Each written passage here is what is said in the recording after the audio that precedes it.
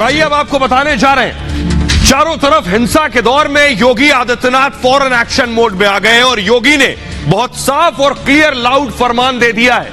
ये लाउड फरमान loud speaker को लेकर है, ये लाउड फरमान है धार्मिक आयोजनों को लेकर। अब योगी की इजाजत और ऑर्डर के बिना कोई अपनी मर्जी से न लाउड स्पीकर लगा सकेगा, न अपनी मर्जी से कोई धार्मिक आयोजन होगा। देखिए जरा हुआ क्या है। योगी सरकार एक बार फिर से एक्शन में। दिल्ली में हनुमान जयंती पर शोभा यात्रा के दौरान हुई हिंसा के बाद योगी सरकार कोई मौका नहीं छोड़ना चाहती और फुल अलर्ट मोड में। दरअसल मुख्यमंत्री योगी आदित्यनाथ को पता है अगले कुछ दिनों में देश में कई बड़े त्योहार हैं। रमजान का महीना चल रहा है, ईद का त्योहार आने वाला है, अक्षय तृतीया भी है। संभव है कि ईद और अक्षय तृतीया जैसे त्योहार एक ही दिन पड़ जाएं। ऐसे में योगी को इस बात का बखूबी एहसास है कि जो घटना दिल्ली के जहांगीरपुरी में हुई है और जितनी प्लानिंग के साथ और जितनी तेजी से हुई है वो यूपी में भी हो सकती है, क्योंकि सरकार को बदनाम करने के लिए कई तबके राज्य में माहौल बिगाड़ने की कोशिश में लगे और ये रिस्क योगी सरकार कतई नहीं ले सकती, क्योंकि राज्य सरकार को यूपी चुनाव में जबरदस्त जीत की बड़ी वजह कानून व्यवस्था ही रही है और कई सियासी दल योगी सरकार की इस यूएसपी को बिगाड़ने की जुगत में। इसलिए दिल्ली के जहांगीरपुरी में जैसे ही हिंसा हुई, योगी आदित्यनाथ ने अपने पुलिस प्रशासन को तुरंत अलर्ट कर दिया और देर रात राज्य के तमाम आला अधिकारियों के साथ बड़ी बैठक की। वीडियो कॉन्फ्रेंसिंग के जरिए हुई इस बैठक में आपको बताऊं, बाकायदा वीडियो कॉन्फ्रेंसिंग पे सारे बड़े ऑफिसर्स मौजूद थे, सभी मंडलों के मंडलायुक्त मौजूद थे, सभी पुलिस कमिश्नर मौजूद थे, एडीजी, आईजी और डीआईजी उपस्थित थे। बैठक में एसएचओ से लेकर एडीजी तक को एक्टिव रहने को कह दिया गया है। 24 घंटे के भीतर धर्म गुरुओं और सम्मानित लोगों से संवाद बनाने के निर्देश दे दिए गए। ड्रोन का उपयोग कर हर स्थिति पर नजर रखने का फरमान सुनाया गया है। दरअसल यह बैठक इसलिए भी अहम है क्योंकि पिछले दिनों खुद योगी आदित्यनाथ ने दावा किया था कि रामनवमी पर देश के कई शहरों में हिंसा हुई, लेकिन यूपी में एक भी पत्थर नहीं चला। सुनिए जरा योगी को। 800 स्थानों पे रामनवमी के शोभा यात्रा थी, जुलूस भी थे और साथ साथ इस समय रमजान का महीना चल रहा है, रोजा अफ्तार के भी कार्यक्रम रहे होंगे। कहीं भी कोई तू मैं नहीं हुई। दंगे फसाद की बात तो दूर है कि अब दंगा फसाद के लिए कोई जगह नहीं, अराजकता के लिए, गुंडागिर्दी के लिए, अफवाह के लिए कोई जगह नहीं है। उत्तर प्रदेश ने रामनवमी के अवसर पर मर्यादा पुरुषोत्तम भगवान श्री राम की पावन जयंती के अवसर पर यह साबित किया है। योगी आदित्यनाथ की सतर्कता का अंदाजा इसी से आप लगा सकते हैं कि उन्होंने देर रात बैठक की। बैठक में तमाम आला अधिकारी शामिल हुए और खासतौर से पुलिस को दो टूक और साफ साफ निर्देश दे दिए गए कि इन्हें क्या करना है और क्या नहीं करना है और संवेदनशील इलाकों में पुलिस बल की तैनाती कैसे करनी है, क्योंकि जब माहौल खराब होता है तब तुरंत पुलिस कर्मियों की सख्त जरूरत पड़ती है। और इसलिए योगी आदित्यनाथ ने, आपको बताऊं, 4 मई तक सारे अफसरों की छुट्टियां रद्द कर दी गई हैं। जो अवकाश पर है यानी ऑफ पर है या हॉलिडे पर गए, उन्हें 24 घंटे में वापस बुला लिया है। सीओ यानी सर्किल ऑफिसर और थाना अध्यक्ष को रात में पोस्टिंग वाले इलाके में ही रहने को कहा गया है और अगर सरकारी आवास नहीं है तो किराए के मकान में रहने के निर्देश दिए गए। आपको बताऊं, तहसीलदार और एसडीएम को भी ऐसे ही निर्देश दिए गए। इन सब का कड़ाई से पालन हो, इसके लिए खुद मुख्यमंत्री कार्यालय को जिम्मेदारी सौंपी गई है। इतना ही नहीं, योगी आदित्यनाथ ने लाउड स्पीकर के इस्तेमाल पर भी फरमान जारी कर दिया है, क्योंकि दिल्ली के जहांगीरपुरी में हिंसा के बाद लाउड स्पीकर के गलत इस्तेमाल का भी आरोप लगाया गया था। आपको बताऊं लाउड स्पीकर पर क्या फरमान है। अब उत्तर प्रदेश में ऐसे ही कोई भी लाउड स्पीकर नहीं चला सकता है, बाकायदा उसके लिए गाइडलाइंस जारी हो गई है। देखिए जरा, यह है योगी का फरमान। लाउड स्पीकर का इस्तेमाल सीमित होगा। सबसे बड़ी बात यह, बिना इजाजत कोई लाउड स्पीकर नहीं टांग लेगा। नए स्थलों पर कोई माइक नहीं लगाया जाएगा। माइक की जो आवाज होगी यानी लाउड स्पीकर की, वो उस परिसर, वो उस दायरे से बाहर नहीं होगी जहां लगा हुआ, उससे ज्यादा आवाज नहीं होनी चाहिए। लाउड स्पीकर से किसी को भी असुविधा ना हो, यह भी इसमें शामिल हो गया है। और आइए हमारे साथ मौलाना जुड़ रहे हैं, मौलाना जियाई जुड़ रहे हैं, उनसे सीधा सवाल पूछते हैं कि अब लाउड स्पीकर ऐसे ही कोई चला नहीं सकता। मौलाना जियाई, योगी ने साफ कर दिया है कि उत्तर प्रदेश में कोई भी अब लाउड स्पीकर ऐसे ही नहीं टांग लेगा, बाकायदा इजाजत लेनी होगी और सीमित परिसर में ही लाउड स्पीकर की आवाज आएगी।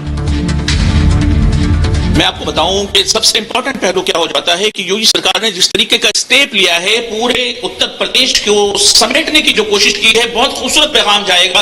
और साथ के साथ हनुमान चालीसा पढ़ने वाले वो लोग जो लाउड स्पीकर में पढ़ना चाहते हैं, मस्जिदों के बाहर पढ़ना चाहते हैं, उस पर भी योगी जी ने कदम लगा करके ये पैगाम देने की कोशिश की है। कोई भी जोर जबरदस्ती रियासत में नहीं चलेगी। मैं स्वागत करता हूं ऐसी चीजों का और उम्मीद करता हूं कि आने वाले दिनों में उत्तर प्रदेश के अंदर में दोनों चीजें सम्मान और बराबर के साथ चलेंगी।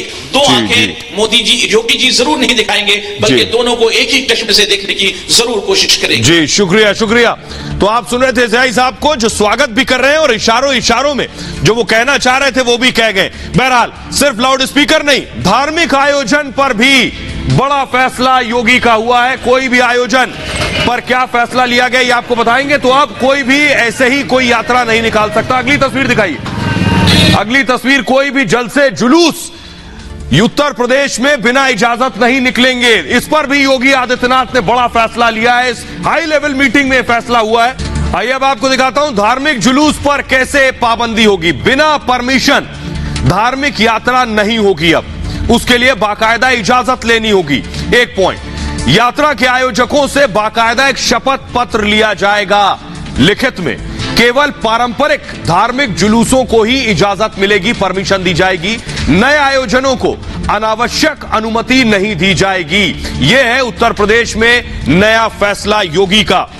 दरअसल योगी आदित्यनाथ की जो प्राथमिकता है वो है उत्तर प्रदेश की सुरक्षा, और उत्तर प्रदेश सुरक्षित और महफूज न सिर्फ रहे बल्कि वहां के लोग महसूस भी करें, यह महत्वपूर्ण है योगी के लिए। योगी सरकार को पता है कि 2 हफ्ते पहले रामनवमी के मौके पर दंगाइयों ने किस कदर बवाल काटा, और इसलिए योगी आदित्यनाथ ने ऐसे बवालियों से निपटने का एक्शन प्लान तैयार किया है। योगी को यह भी मालूम है कि ऐसे लोगों से निपटा कैसे जाता है। यूपी में 5 साल के शासन में योगी ने जिस कदर दंगाइयों पर नकेल कसी है वो इस बात के सबूत हैं। देश देख चुका है कि राजस्थान के करौली में कैसे रामनवमी के मौके पर हिंसा हुई थी। तब हिंदुओं की बाइक रैली पर कुछ दंगाइयों ने जमकर पत्थरबाजी की, जिसमें एक कांग्रेसी पार्षद का नाम आया था। पुलिस ने एक निर्दलीय पार्षद के खिलाफ भी केस दर्ज किया था। रामनवमी के मौके पर मध्य प्रदेश के खरगोन में भी हिंसा हुई थी। तब शोभा यात्रा पर पत्थरबाजी की गई थी, जिसमें कई लोग घायल हुए थे, जिसके बाद शिवराज सरकार ने बुलडोजर से एक्शन लिया था और दंगाइयों के अवैध घरों पर बुलडोजर चलाया था। गुजरात के खंबात में भी रामनवमी के दिन सांप्रदायिक हिंसा हुई थी। तब दरगाह के पास से पत्थरबाजी की गई। वारदात के बाद गुजरात सरकार को सख्त एक्शन लेना पड़ा और जहां से पत्थरबाजी की गई थी उन लोगों की अवैध दुकानों को तोड़ दिया गया था। लेकिन योगी सरकार ऐसी नौबत आने नहीं देना चाहती और इसलिए दिल्ली में हिंसा की खबर मिलते ही सरकार एक्शन में आ गई ताकि राज्य का माहौल न बिगड़े। बहरहाल आइए अब आपको सुनवाते हैं यूपी के लोग क्या कह रहे हैं। सुनिए जरा योगी के इस फैसले के बाद। कोई भी धार्मिक कार्य बिना इजाजत के नहीं होना चाहिए। लाउड स्पीकर पर हर एक का रोक लगना चाहिए। ये कोई अच्छी पहल थोड़ी, जब चाहे जहां चाहे लाउड स्पीकर बजा ले। आज बच्चों के एग्जाम होते हैं, बस सब दोनों धर्मों का ख्याल रखकर ये किया गया निर्णय। हम इस योगी सरकार की पहल का स्वागत करते हैं। वो क्या रहा था कि कंपटीशन चल रहा था, एक दूसरे से दिखाने के लिए साउंड की संख्या बढ़ाते जा रहे थे और एक दूसरे कंपटीशन कर रहे थे, इसलिए इसको जो रोक लगाई ये अच्छा काम किया। स्पीकर और शोभा यात्रा निकालने के लिए इसकी परमिशन लेना आवश्यक है, चाहे हिंदू हो चाहे मुस्लिम हो। इस शोभा यात्रा को या किसी भी प्रकार का धार्मिक कार्यक्रम करने के लिए अनुमति लेना आवश्यक है। जो चीज कर रहे हैं वो चीज सरकार की नीतियों के हिसाब से होना चाहिए।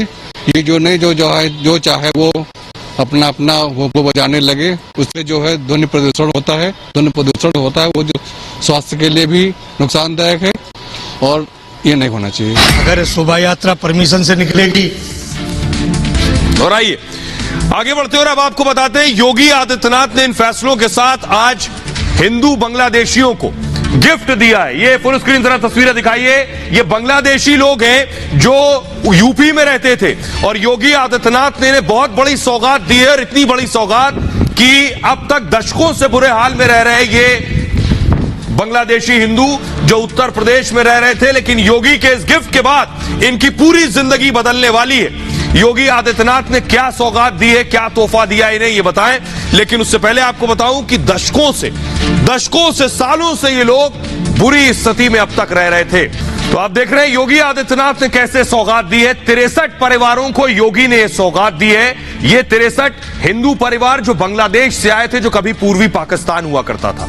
योगी ने प्रत्येक परिवार को घर दिया है। सभी को 200 वर्ग मीटर का पट्टा मिला है बाकायदा। सीएम आवास योजना में घर और शौचालय दिए गए इन्हें। जीवन यापन के लिए 2 एकड़ जमीन दी गई है इन परिवारों को। सभी परिवार कानपुर के रसूलाबाद में रहते हैं और पूर्वी पाकिस्तान से आए थे ये सभी हिंदू परिवार। सभी 1970 में भागकर हिंदुस्तान आए थे जब हालात वहां बहुत खराब थे। 407 परिवार पूर्वी पाकिस्तान से हिंदुस्तान आए थे। सभी हस्तिनापुर के सूत मिल में काम करते थे और उसके बाद मिल बंद हो गई।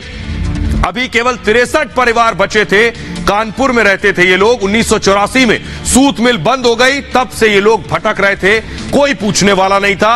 38 साल की प्रतीक्षा के बाद अब इनका सपना पूरा हुआ है। पिछले साल मोदी सरकार ने पास किया था पुनर्वास एक्ट। और आइए अब आपको सुनवाता हूं योगी आदित्यनाथ ने क्या कुछ कहा है इन्हें ये गिफ्ट देने के बाद। सुनिए जरा। 1970 में आए हुए इन परिवारों की स्थिति अत्यंत बदहाल है। खाना बदोश की तरह लोग जीवन यापन कर रहे हैं कि एक एक व्यक्ति के जीवन को बचाने के लिए जो प्रयास प्रधानमंत्री मोदी जी के नेतृत्व में प्रारंभ हुए, हमें पूरी ताकत वहां लगानी पड़ी। इन 63 परिवारों के व्यवस्थित पुनर्वास की एक कार्य योजना को आज यहां पर लागू कर दिया है और इन्हें आवासीय पट्टा यहाँ पे कुछ लोगों को हमने दिया है, बाकी आप लोगों को वहां पर उन लोगों को उन्हीं की सीट पर ये सभी कागजात उपलब्ध हो जाएंगे। और आइए अब आपको बताने जा रहा हूं कि ये जो धर्म की आग है इसने कई और मुल्कों को अपनी चपेट में ले लिया है।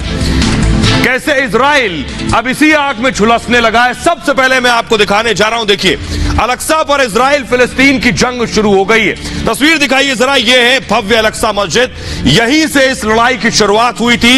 इसे मुस्लिम भी इसमें मान्यता रखते हैं, यहूदी भी इसमें मान्यता रखते हैं और क्रिश्चियन भी इसमें मान्यता रखते हैं। तस्वीर दिखाइए जरा जब लड़ाई शुरू हुई, ये देखिए जरा, एम्बियंस के साथ लड़ाई शुरू हुई।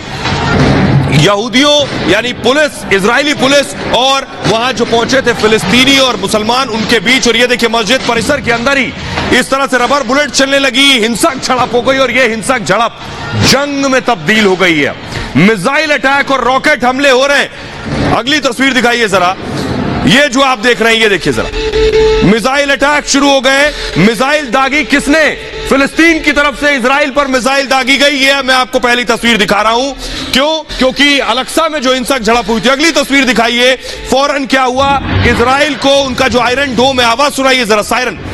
इजराइल में आयरन डोम बजने लगा और उसके बाद कैसे इजराइल ने हमला किया वापस फिलिस्तीन पर। यह धमक, ये तस्वीर बीती रात की मैं आपको दिखा रहा हूं। ये देखिए यहां आकर मिसाइल गिरी है, वो तस्वीर इस वक्त आप देख रहे हैं। तो हालात जंग के बदल चुके हैं। मैप देखिए जरा, कहां लड़ाई हो रही है। देखिए ये जो आप देख रहे हैं, इजराइल ने फिलिस्तीन पर उसके बाद रॉकेट से हमला किया है और यह हमला ये बता रहा है कि कैसे जवाब दिया है इजराइल ने फिलिस्तीन को। और आइए अब आपको बताने जा रहा हूं कि जिस अल-अक्सा को लेकर ये जंग शुरू हुई, जहां से उसके उलट यहूदी वेस्टर्न वॉल, इसी मस्जिद की एक दीवार पर जो यहूदियों की मान्यता है, जिसे वेस्टर्न, जो उसकी वेस्टर्न वॉल है, उस वॉल पर कैसे वो अपने त्योहार को सेलिब्रेट करने पहुंचे, वो तस्वीरें मैं आपको दिखा रहा हूं। ये उसी जगह की तस्वीरें जहां शुक्रवार को लड़ाई हुई थी, झड़प हुई थी, वहां यहूदी अपने त्योहार को सेलिब्रेट करने के लिए पहुंचे। लेकिन आपको बताऊं कि दरअसल अल-अक्सा पर इस जो हिंसा हुई उसके बाद दुनिया से रिएक्शन आ रहे हैं। जो बाइडेन से लेकर दुनिया के बड़े बड़े राष्ट्राध्यक्ष उस पर प्रतिक्रियाएं दे रहे हैं। देखिए जरा, ये आपके सामने आ गया अल-अक्सा पर अरब, फिलिस्तीन क्या कह रहा है? फिलिस्तीन का कहना है अरब लीग ओआईसी को बाकायदा चिट्ठी लिख दी है। ओआईसी अरब लीग से हस्तक्षेप की गुहार की है। अल-अक्सा को लेकर समर्थन मांगा गया है बाकायदा। अमेरिका कह रहा है ऐतिहासिक यथास्थिति बनाए रखें। अमेरिका ने कहा पवित्र स्थल पर संयम बरतना चाहिए, भड़काऊ कार्यों, बयानबाजी से बचें। ईरान का कहना है अल-अक्सा हिंसा इजराइल की हताशा है। ईरान ने कहा यह इजराइल का शत्रुतापूर्ण कृत्य है। फिलिस्तीनियों ने साहसी संघर्ष लड़ा है। जॉर्डन का कहना है अल-अक्सा में कार्रवाई गलत हुई है, इबादत का अधिकार सभी को है और पवित्र स्थल पर रुकावट हटाई जाए। अरब मुल्कों के साथ बैठक करेंगे। सूडान ने कहा यरूशलेम में न्याय होना चाहिए, जो हुआ उसका जिम्मेदार इजराइल है, इजरायली सरकार कार्रवाई रोके, यह सूडान ने कहा है। आइए अब आपको बताऊं, लेकिन यह जंग बहुत पुरानी है। आपको याद होगा मई 2021 में भी ऐसी ही भीषण लड़ाई हुई थी। दिखाई जरा तस्वीरें, फुल स्क्रीन ये तस्वीरें लीजिए। ये जो लड़ाई हुई थी मई 2021 में इजराइल और फिलिस्तीन के बीच, ये तस्वीरें शायद ही किसी के जहन से गई होंगी। बड़ा जान माल का नुकसान हुआ था इसमें और कई हफ्तों तक ये लड़ाई चली थी। इस लड़ाई के बाद दोनों के बीच समझौता हुआ और उसके बाद ये लड़ाई शांत हुई थी। सभी के जहन में ये तस्वीरें आज भी ताजा हैं। अल-अक्सा को लेकर इजराइल और फिलिस्तीनियों में विवाद दरअसल काफी पुराना है। स्क्रीन पर जो तस्वीरें आप देख रहे हैं, इजराइल और फिलिस्तीन के बीच पुरानी जंग की है। पिछले साल मई में फिलिस्तीन के गाजा पट्टी पर हमला बोल दिया था और धमकी दी कि इजराइल अल-अक्सा को छोड़ दे। करीब 11 दिनों तक जंग चलती रही थी। हमास ने इजराइल पर 4000 से ज्यादा रॉकेट दागे, बदले में इजराइल की तरफ से 1500 अटैक किए गए। इस जंग में हमास हार चुका था। 13 मई को हमास ने युद्ध विराम की मांग की, लेकिन नफ्ताली जंग रोकने से मना कर चुके थे। हालांकि बाद में मिस्र ने इजराइल फिलिस्तीन में मध्यस्थता कराई और फिर 10 दिन से ज्यादा जंग चलने के बाद 21 मई को युद्ध विराम हुआ और इस जंग के दौरान फिलिस्तीन में सिर्फ तबाही का मंजर नजर आ रहा था। इजरायली हमलों से रिहायशी इलाकों में इमारतों का मलबा नजर आ रहा है। कुछ रिपोर्ट्स में दावा किया गया कि इजरायली हमलों की वजह से 70,000 से ज्यादा फिलिस्तीनियों को अपना घर छोड़ना पड़ा था। इजरायली हमलों में 200 से ज्यादा फिलिस्तीनी मारे गए थे, जिनमें 60 से ज्यादा बच्चे शामिल थे। और आइए अब आपको बताता हूं कि दोनों में आखिर विवाद क्या है, विवाद की बड़ी वजह क्या है, यह बताता हूं आपको। देखिए जरा, विवाद की बड़ी वजह है अल-अक्सा लंबे समय से दरअसल जंग का मुद्दा रहा है। मस्जिद मुस्लिमों का पवित्र स्थल है और मक्का मदीना के बाद तीसरा पवित्र स्थल है ये। यहूदियों के लिए भी ये सबसे पवित्र स्थान है।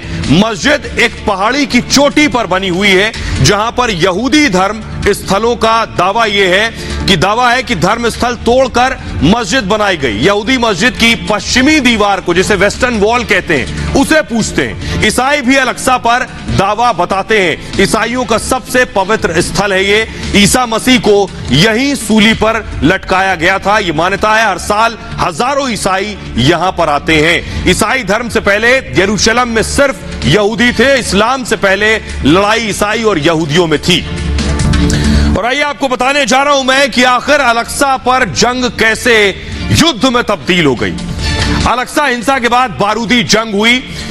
फिलिस्तीन ने इजराइल पर रॉकेट दागा और गाजा पट्टी से हमास ने उस पर टारगेट किया है। दक्षिणी इजराइल पर हमला हुआ पहले और हमले के साथ एक्टिव हो गया आयरन डोम, जो इजराइल का एयर डिफेंस सिस्टम है। इजराइल के पास घातक एयर डिफेंस सिस्टम मौजूद है। आयरन डोम से लगातार सायरन बजने लगे, अलर्ट आने लगा कि फिलिस्तीन से रॉकेट आ रहा है। सायरन के साथ ही रॉकेट ने यानी आयरन डोम ने भी पलटवार किया। आसमान में ही ध्वस्त हुआ फिलिस्तीनी रॉकेट और फिलिस्तीनी हमले के बाद इजरायली अटैक हुआ। गाजा पट्टी पर इजराइल ने हमला किया। उसके बाद हमास के ठिकाने पर लड़ाकू विमान से अटैक किया गया। हथियारों की फैक्ट्री पर रॉकेट गिराए गए और इजरायली हमले से तबाही मच गई। आपको बताऊं, अल-अक्सा मस्जिद से इस हिंसा की शुरुआत हुई थी। इजरायली पुलिस और फिलिस्तीनियों के बीच ये बवाल शुरू हुआ था। अल-अक्सा हिंसा में 200 फिलिस्तीनी घायल हुए। शुक्रवार को हिंसा और सोमवार को उसके बाद अटैक शुरू हुआ। तो सिर्फ इजराइल नहीं धर्म की आग में चल रहा है, स्वीडन का भी यही हाल है। मुल्क दर मुल्क स्वीडन में क्या हुआ? स्वीडन में दरअसल कुरान जलाने पर हंगामा हो गया। देखिए जरा, एम्बियंस दिखाइए जरा, सुनाइए। ये देख रहे हैं आप, जगह जगह दंगे हो गए। स्वीडन में आग लगा दी गई है, गाड़ियां फूंक दी गई हैं, लोग सड़कों पर उतरकर प्रदर्शन कर रहे हैं और ये देखिए हालात बदतर हो गए। अगली तस्वीर दिखाइए जरा, ये आप देख रहे हैं पुलिस के साथ झड़प की तस्वीर मैं आपको दिखा रहा हूं। जो प्रदर्शनकारी थे वो सीधे पुलिस से भिड़ गए।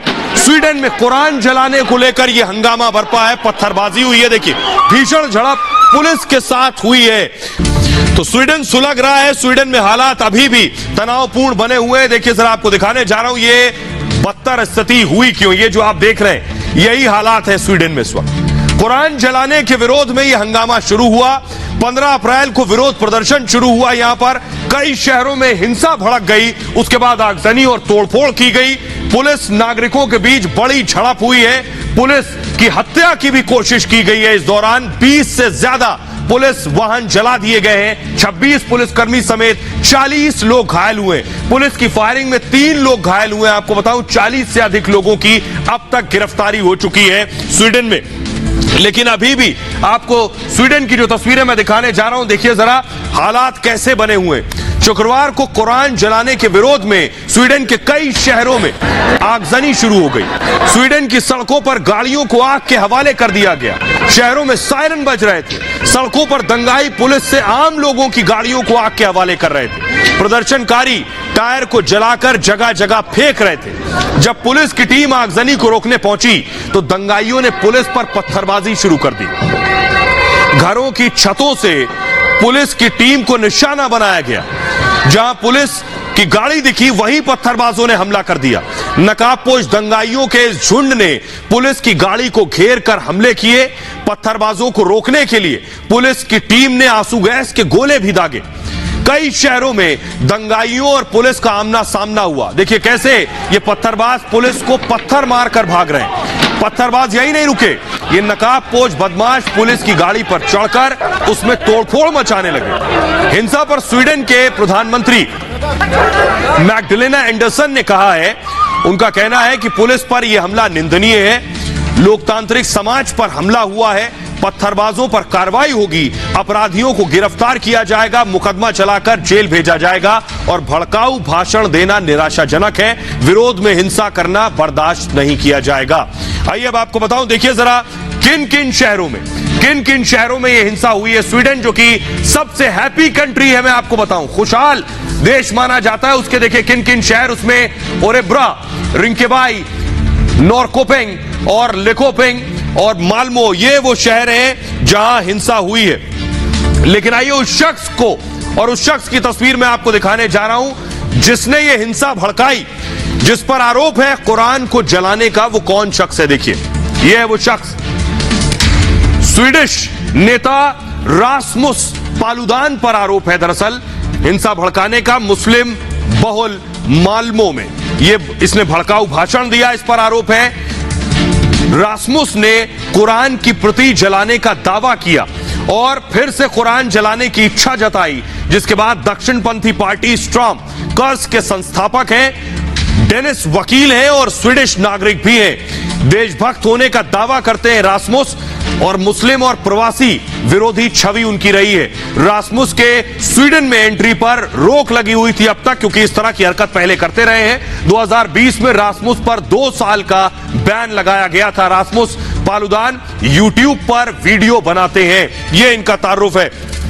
लेकिन आपको बताऊं कि स्वीडन पर लगातार बाकी देश प्रतिक्रिया दे रहे हैं। क्या रिएक्शन मिल रहे हैं बाकी मुल्कों से जो हालात स्वीडन में बने हुए हैं? सबसे पहले सऊदी अरब देखिए। सऊदी अरब का कहना है जानबूझकर कुरान को जलाया गया। उनका कहना है घृणा का विरोध होना चाहिए जो हो रहा है, मुस्लिमों को भड़काने की साजिश है सीधे सीधे। पाकिस्तान का कहना है इस्लामोफोबिक लोग उकसाना चाहते हैं, 1.5 अरब मुसलमानों की भावनाओं को ठेस पहुंचाया गया। ईरान का कहना है स्वीडन के राजदूत को उन्होंने तलब किया है, स्वीडन के राजदूत को बुलाया है। इसके अलावा इराक ने भी द्विपक्षीय संबंधों पर गंभीर असर होगा, यह इराक का कहना है। इस बीच बड़ी खबर आ रही है, आपको बता दें जहांगीरपुरी हिंसा पर बड़ा खुलासा हुआ है। रिपब्लिक भारत के पास सीसीटीवी सबूत मिले हैं। सीसीटीवी में सामने आया हिंसा का सच। लाठी डंडों के साथ दिख रहे हैं युवक, वो तस्वीरें मैं आपको दिखाने जा रहा हूं। जहांगीरपुरी हिंसा का सच सामने आया सीसीटीवी के जरिए। जरा देखिए, जरा इस सीसीटीवी में आपको दंगाई नजर आ रहे हैं। एक रात पहले का सीसीटीवी है कि आखिर ये दंगाई रात को सड़कों पर डंडों लाठी के साथ क्या कर रहे थे, किस बात की तैयारी कर रहे थे, किन चीजों को चिन्हित कर रहे थे। ये देखिए दंगाई नंबर 4, आगे देखिए दंगाई नंबर 5। इस तरह के कई दंगाई रात को आखिर निकल कर क्या कर रहे थे। रात में देखिए वक्त देखिए 2:13 हो रहे हैं सीसीटीवी के समय अनुसार। और ये देखिए और इसमें मुख्य आरोपी अंसार फिलहाल गिरफ्तार है। आइए आपको अंसार के बारे में बताते हैं। आइए बात करते हैं दिल्ली हिंसा की। जहांगीरपुरी हिंसा का मास्टरमाइंड मोहम्मद अंसार पेशे से तो कबाड़ी है, लेकिन इसके अलावा भी अंसार के कई अवतार हैं। अंसार का क्राइम का कच्चा चिट्ठा आज हम आपके सामने लेकर आएंगे। जहांगीरपुरी के ब्लॉक सी में रहने वाला अंसार अपनी अय्याशी के लिए बदनाम है। अवैध उगाही, सट्टे और नशे के कारोबार से अंसार ने खूब पैसे बनाए। अंसार अक्सर नोटों के साथ अपनी तस्वीर सोशल मीडिया पर शेयर करता है। जिस इस्लाम में सोना पहनने पर पाबंदी और हराम माना जाता है, इसी इस्लाम को बचाने का दावा करने वाला अंसार सोने का भी शौकीन है। अंसार कई बार गले में सोने की मोटी चेन, उंगलियों में सोने की बड़ी बड़ी और मोटी मोटी अंगूठी और कलाई में सोने के ब्रेसलेट पहने नजर आया, और ये शेखी बगाड़ते हुए। इस्लाम में शराब भी हराम मानी जाती है और अंसार शराब का भी शौकीन है। और इन तस्वीर में जिस हिस्से का को आप नहीं देख पा रहे हैं, वो दरअसल शराब की बोतलें थी। अंसार की अय्याशियों की यह फहरिस्त काफी लंबी है। अंसार को बंदूकों का भी शौक है। हाथ में राइफल थामे अंसार की कई तस्वीरें वायरल हो चुकी हैं। इसके अलावा अंसार के पास एक BMW कार भी थी, जो अंसार ने ब्याज के बदले किसी कर्जदार से वसूली थी। अंसार की क्राइम का चिट्ठा आपको बताऊं, साल 1980 में दिल्ली में इसका जन्म हुआ। पश्चिम बंगाल के हल्दिया का निवासी बताया जाता है। 4वीं क्लास तक पढ़ाई की है और जहांगीरपुरी में 5 मंजिला मकान है। अपराध से भी पुराना नाता है। 2009 में आर्म्स एक्ट में पहला मुकदमा दर्ज हुआ। 2013 में छेड़छाड़ का आरोप लगा। 2018 में सरकारी कर्मचारी को पीटने का आरोप लगा। 2019 तक सट्टेबाजी के आरोप में 3 केस दर्ज हुए। अवैध पार्किंग से उगाही का आरोप लगा। सट्टेबाजी और नशे में कारोबार में नाम आया। कुल 7 आपराधिक मामले दर्ज हैं अंसार पर। और आइए अब आपको मिलवाने जा रहे हैं देश के होने वाले नए आर्मी चीफ से। जी हां, MM नरवणे की जगह लेंगे। इंजीनियर है और इंजीनियर पाकिस्तान और चीन का पक्का इलाज करेंगे। देश के नए आर्मी चीफ होंगे, सेना प्रमुख होंगे मनोज पांडे। तो आपको बताने जा रहे हैं, भारतीय सेना को नया अध्यक्ष मिलेगा जल्दी। लेफ्टिनेंट जनरल मनोज पांडे को कमान सौंपी जाएगी। इंडियन आर्मी के 29वें चीफ होंगे पांडे। आर्मी के इंजीनियर कोर से पहले प्रमुख होंगे। जनरल नरवणे की जगह हुई है इनकी नियुक्ति। 30 अप्रैल को रिटायर होंगे जनरल नरवणे। रिटायरमेंट के साथ पदभार संभालेंगे मनोज पांडे। 1 फरवरी को आर्मी के वाइस चीफ बने हैं। 1982 कोर ऑफ इंजीनियर्स में शामिल हुए हैं। इसके अलावा LOC पर इंजीनियर रेजिमेंट की कमांड की है। स्ट्राइक कोर में इंजीनियर ब्रिगेड के कमांडर भी रह चुके हैं। वेस्टर्न लद्दाख में भी बतौर कमांडर तैनाती रही है। माउंटेन डिवीजन की कमांड कर चुके हैं। यूनाइटेड किंगडम स्टाफ कॉलेज से ग्रेजुएशन किया है इन्होंने। आर्मी वॉर कॉलेज मऊ से हायर कमांड कोर्स किया है। UN मिशन के चीफ इंजीनियर रहे हैं। इथियोपिया और इरिट्रिया में चीफ इंजीनियर रह चुके हैं। और बहरहाल ये भारत की बात है। मैं इतना ही, अपना बहुत ख्याल रखिए। एक छोटे से ब्रेक के लिए रुक रहे हैं, लौट रहे हैं कुछ और बड़ी खबरों के साथ।